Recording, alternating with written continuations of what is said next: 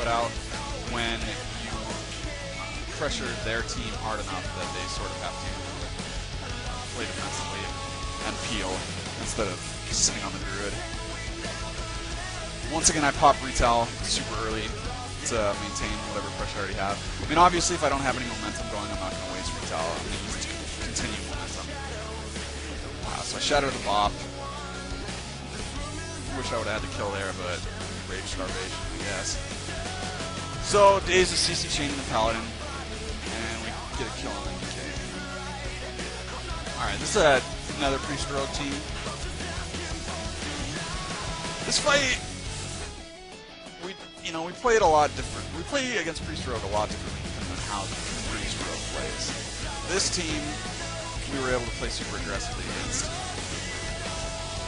And you'll see right here, I usually pop Retail into one pretty early into evasion, but due to a miscommunication case, I can hit. I normally say just Cyclone when I'm kidneyed so I can pressure the rogue the rest of the time, but, whatever. It takes pressure off. And right here, I have pressure, I get kidneyed. I was actually trying to Bladestorm the kidney, you can see me spamming it, but I got global.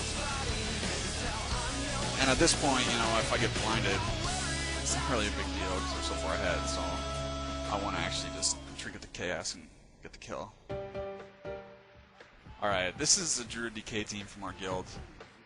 They were number 2 or number 3 team for a while. I think they tanked maybe a little bit. To be 100% honest, we don't really have a reliable strat against Druid DK.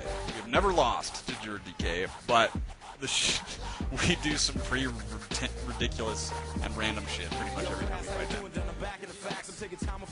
Against most Druid DPS teams, I advocate a lot of swaps. And what that does is it forces the Druid to hotkeep targets, which is not only really mana inefficient, but it requires a lot more globals than if you're just sitting on one target, which means the Druid can spend a lot less globals on DPS and CC, etc.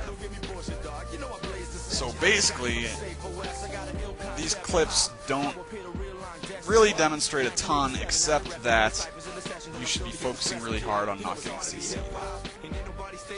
You can sit on whoever you want, but you want to get on the Druid anytime he's casting. Focus charge, cyclones, etc.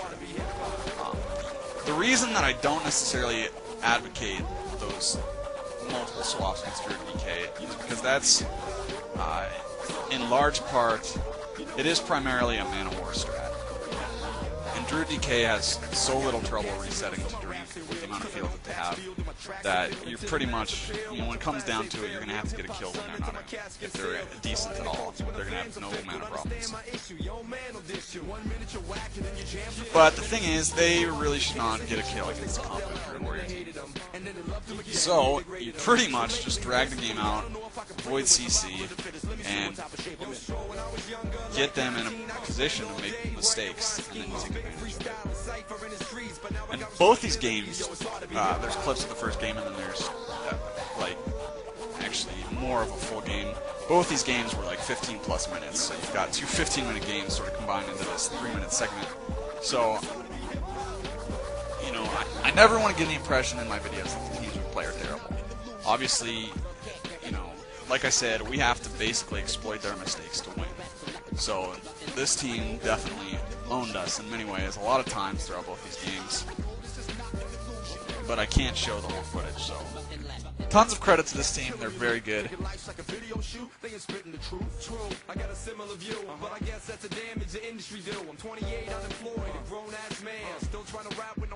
I should have had the kill here, but the stance lag kind of screwed me over on the charge.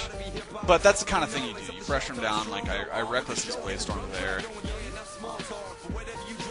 So in one of these games, we'll have 3 or 4, or 5 or 6 or 7 almost kills. And then we'll have one where we finally actually do get the kill. In the first game, like you saw, we killed the Druid. In this game, I actually just ended up toward the end of the game, sundering up the DK. This right here is the only time I'll ever Bladestorm without MSL.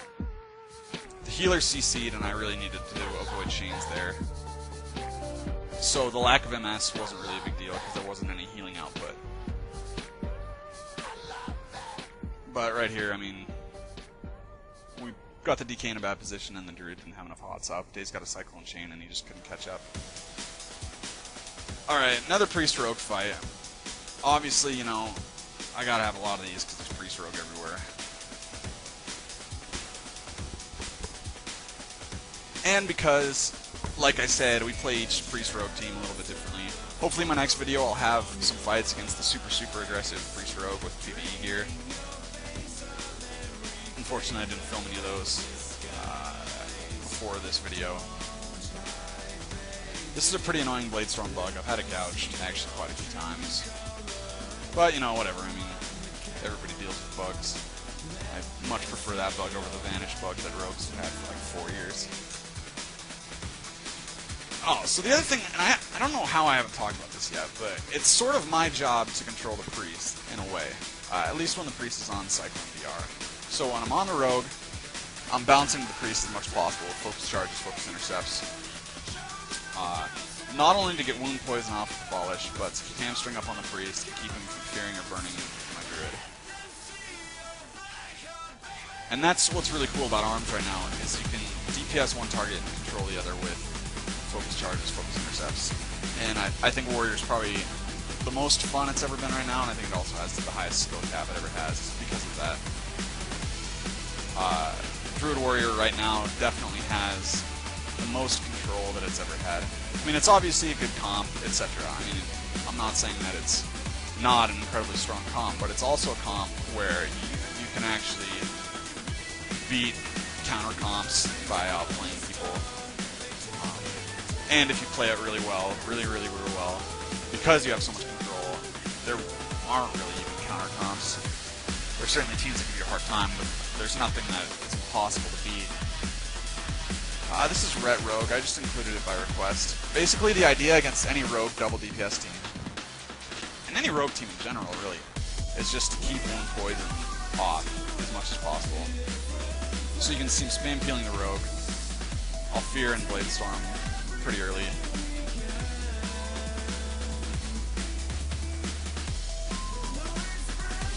And the whole time, also, Dahis is rolling hots, but between his hots, you know, he has some extra globals, and during those globals, he's just spamming Cure Poison.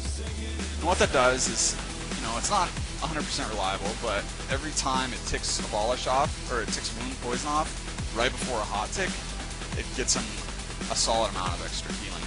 And, you know, in these double DPS fights, it's not like you really have to worry about mana. So, this one, you know, they're on me. There's another one of those intervene charges I was talking about to clear Wound Poison. And if you're willing to spam intervene charge, you should be pretty much. I don't want to say any Rogue team, but a huge majority of the Rogue teams that stick you. Alright, so Druid Warrior is one of those Druid comps I talked about where you want to spam switch targets. And you want to stay out of CC. So, focus charges on the Druid, reflect grasp when you can. Obviously, sometimes it's impossible depending on when it goes up in relation to your auto attacks. And swap. In this match, the Warrior spam peeling me so much that I don't really have to make conscious swaps because he basically forces me to swap. But you'll notice a few times I do swap on purpose off the Druid or onto the Druid, and that's basically I'm watching their hots, and I'm swapping off one target as soon as it gets full hots to the target that doesn't have hots, and just, like I said, forcing those extra globals, forcing the extra mana, and just wearing the team down.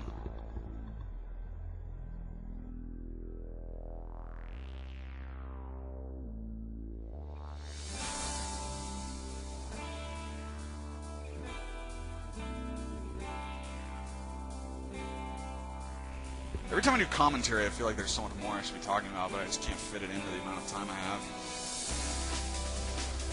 Except on this comp, because I already said everything I want to do about this particular fight, pretty much. Demo Shout is something...